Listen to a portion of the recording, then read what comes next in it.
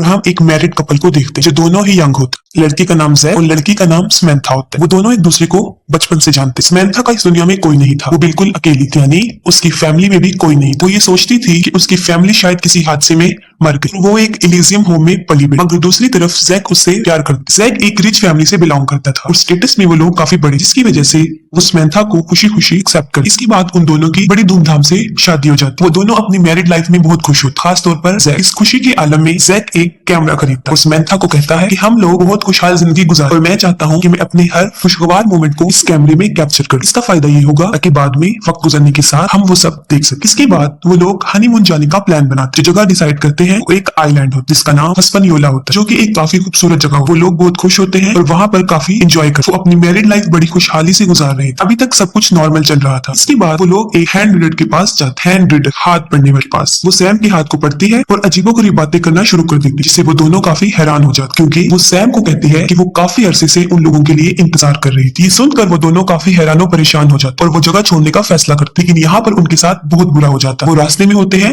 और अपना रास्ता भूल जाते। अपने होटल का रास्ता उनको याद नहीं रहता। वो लोग उस रास्ते पर चल रहे होते हैं कि अचानक एक टैक्सी वाला आकर रुकता और कहता है कि मैं आप लोगों की मदद कर सकता हूँ। वो आदमी काफी फ्रैंकली नेचर होता। वो लोग उस आदमी का बिहेवियर देखकर काफी इंप्रेस हो जाते। गाड़ी में ड्राइवर उन दोनों को कहता है कि मुझे लगता है कि आप लोग हनीमून पर आए, तो मैं चाहता हूँ कि मैं आपको यहाँ पर एक खूबसूरत जगह दिखाऊं और वहां जाकर आप यकीनन एंजॉय करेंगे। वो उनको बताता है कि आपको वहां पर ज्यादा देर स्टे नहीं करना पर सिर्फ 20 मिनट, जिसके बदले में वो उनसे कोई चार्जेस भी नहीं लेगा। उसकी बातें सुनकर सैम इनकार कर देती, क्योंकि सैम थक चुकी होती है और आराम करना चाहती। लेकिन जैक उसको बताता है कि तुम बाद में आराम कर, हम ज्यादा अरसा वहां स्टे नहीं करेंगे, जैसे कि उस ड्राइवर ने कहा, सिर्फ 20 मिनट। इसके बाद हम देखते हैं वो गाड़ी वाला उनको एक खुफिया जगह पर ले जाता है। उस ड्राइवर के इरादे ठीक नहीं लग रहे होते। ऐसा लगता है वो उन लोगों को अगवा कर ले आए। कुछ दूर चलने के बाद वो लोग एक बेसमेंट में जाते, जो कि एक क्लब होता है। वो जगह उन दोनों को काफी पसंद आती। सारी रात के लिए वो वहां पर स्टे करते हैं। सारी रात वो खूब ड्रिंक करते, वो शराब के नशे में हो जाते हैं और इसके बाद उनको होश नहीं। इसके बाद देखा जाता है कि कुछ लोग उनको वहां से उठाकर ले जा रहे होते। तो इसके बाद देखा जाता है कि वही लोग जो उनको लेकर जा रहे होते हैं काफी अजीबोगरीब काम करते हैं, जैसे कि वो सैम को एक जगह पर रखते हैं, उसके इर्द गिर्द एक दायरा लगा देते और अजीबोगरीब रिचुअल कर अपनी तरफ से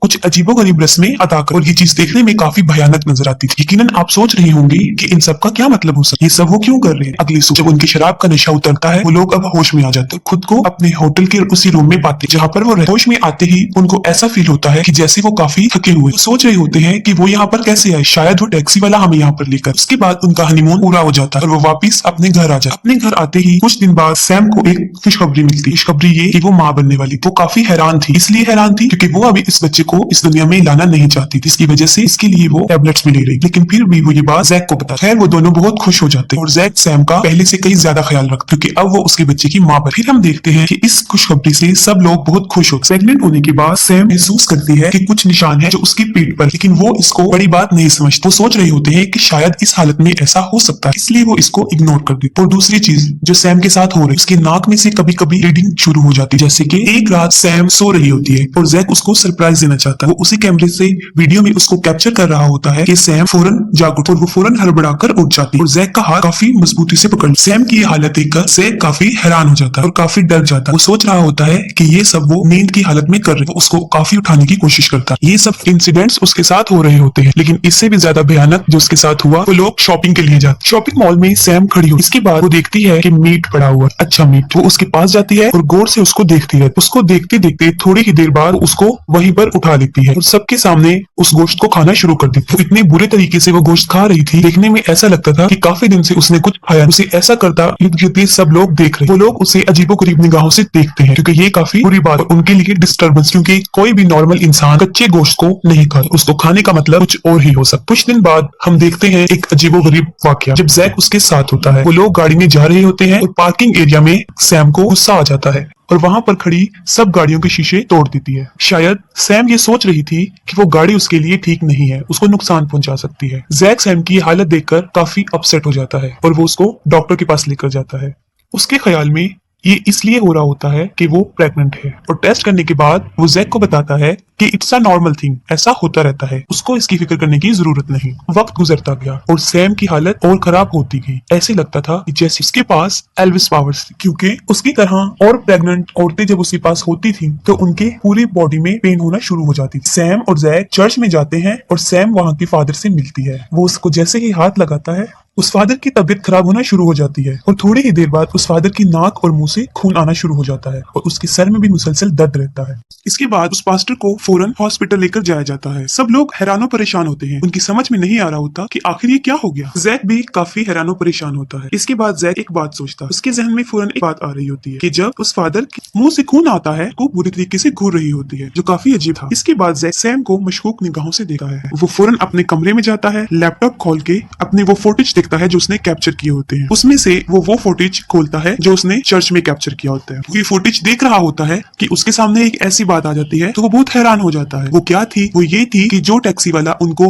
हनीमून पर मिला था वो उस चर्च में भी मौजूद था, जिससे वो काफी शॉक्ड हो जाता है। ये देखकर जैक सोच में पड़ जाता है कि कहीं वो इनका पीछा करता तो यहाँ नहीं आ गया। इसके बाद वो अपने हनीमून वाला फुटेज खोलता है और बारी बारी खोल के देखता है। वो सारी फुटेजेस में फुटेज ढूंढता है और आखिरकार उसको एक वीडियो मिल ही जाती है। वो वीडियो जब वो लोग बेहोश थे। उसमें साफ नजर आ रहा होता है कि जब वो लोग बेहोश थे चंद लोग उनको उठाकर ले जा रहे थे और वो सब उसमें कैप्चर हुआ होता है जो उनके साथ हुआ था, यानी वो सब रिचुअल, वो रस्म रिवाज जो उन लोगों ने किए थे। और अब जैक का शक और पुख्ता हो जाता है और अब ये उसको यकीन लगने लगा है। वो सोचता है जो उनके साथ हो रहा है वो ठीक नहीं है। वो सोचता है कि ये सब हालात कोई नॉर्मल चीजें नहीं है, इसके पीछे कोई बड़ी बात है। इसके बाद वो सोच में पड़ जाता है कि उसे क्या करना चाहिए। फिर वो अपने एक दोस्त को बुलाता है अपने घर पर ताकि वो सब कुछ देख सके जो उसके साथ हो रहा होता है। लेकिन जैक को इस बात का इल्म नहीं होता कि हालात उसके कंट्रोल से बाहर हैं, क्योंकि उसके साथ जो बैड लक होती है वो ये थी कि वो घर से बाहर जाता है और जब वो वापस आता है तो एक चीज देखकर वो बहुत हैरान हो जाता है। वो क्या थी? वो ये थी कि उसके लैपटॉप में से सारा डाटा कोई चुरा लेता है। वो ये देखकर काफी हैरान और परेशान हो जाता है। फिर उसको ये शक होने लगता है कि कई दिन से हमारे पीछे कोई है, मतलब कोई उनको मुसलसल फॉलो कर रहा है। वो परेशानी की आलम में इधर उधर फिर रहा होता है तो उसकी नजर विंडो पर पड़ती है। वो देखता है कि किसी ने विंडो पर अजीबोगरीब किस्म की मिट्टी गिराई हुई है। ये किस चीज की तरफ इशारा था? वो काफी सोचता है। इन हालात से वो काफी डर जाता है और वो फौरन पुलिस को इन्फॉर्म करता है। पुलिस को ये सब कहानियां लगती हैं, वो उनकी बातों पर यकीन नहीं करता। इसके बाद वो उस फादर के पास जाता है जिसकी हालत खराब हुई थी। उस फादर की हालत काफी तफ्तीशनाक थी, काफी सीरियस कंडीशन में था और वो जैक को कुछ बताता है। वो कहता है कि वो वक्त दूर नहीं जब बहुत से एंटी क्राइस्ट पैदा होंगे, यानी दज्जाल। वो बस इतना ही कहता है और खामोश हो जाता है। वो कोई भी बात को एक्सप्लेन करके नहीं बताता। जैक बहुत परेशान था, उसको अपने सवालों के जवाब चाहिए थे क्योंकि इस सारे हालात से वो नावाकिफ था। और सैम में भी काफी अजीबोगरीब तब्दीलियां आ रही थी, जैसे जब वो अकेली घर पर मौजूद होती वो वही रिचुअल्स करती जैसा उसके साथ हुआ था।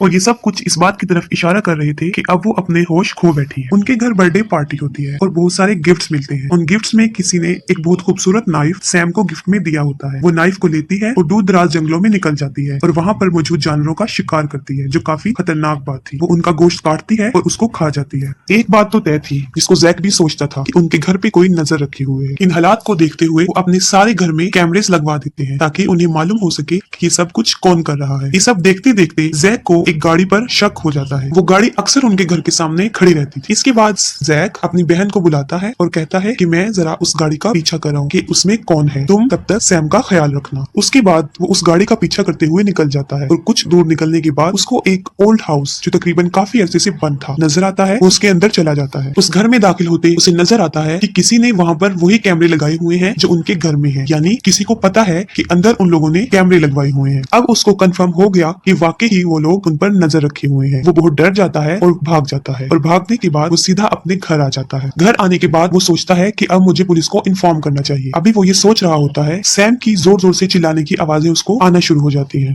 वो फौरन उसकी तरफ भागता है और एक बहुत अजीब वाकया हो रहा होता है। वो ये कि जब वो चिल्लाती है इर्द गिर्द की घर की सारी चीजें हिलना शुरू कर देती हैं और ऐसे फील हो रहा था जैसे वहां पर अर्थक्वेक आ रहा है, जिलजिले के शदीद झटके। वो सारा घर वाइब्रेट कर रहा होता है। उसके बाद वो इर्द गिर्द देखता है और अपनी बहन को ढूंढता है। उसके बाद दूर पड़ी उसकी बहन की लाश उसको मिलती है जो कि मर चुकी होती है, क्योंकि वो सैम के पास उस हालत में चली गई थी जब वो अपनी रिचुअल्स में मसरूफ थी और सैम ने अपने उसे जादुई पावर से मार डाला। देखने में और सुनने में ये काफी भयानक और खौफनाक नजर आता है, क्योंकि ये कोई नॉर्मल बात नहीं है कि एक शख्स के चिल्लाने से सारा घर हिल रहा था, इस कदर कि जैसे जिलजिले के झटके।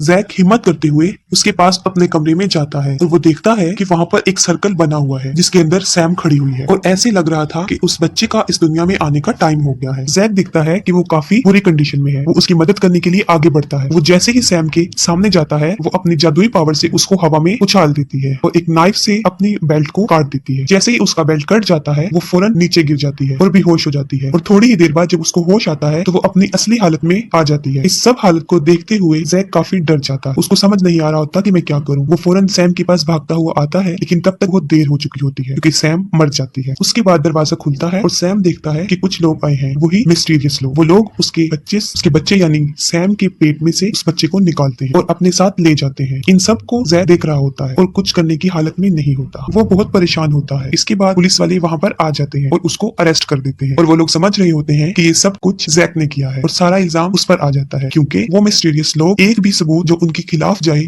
या कोई सुराग मिले छोड़कर नहीं गए थे। उसके बाद कुछ देर बाद हम देखते हैं कि वही गाड़ी वाला जो जैक और सैम को लेकर जा रहा था वो फिर एक कपल को इंसिस्ट करता है कि वो उनको घुमाने लेकर जाए।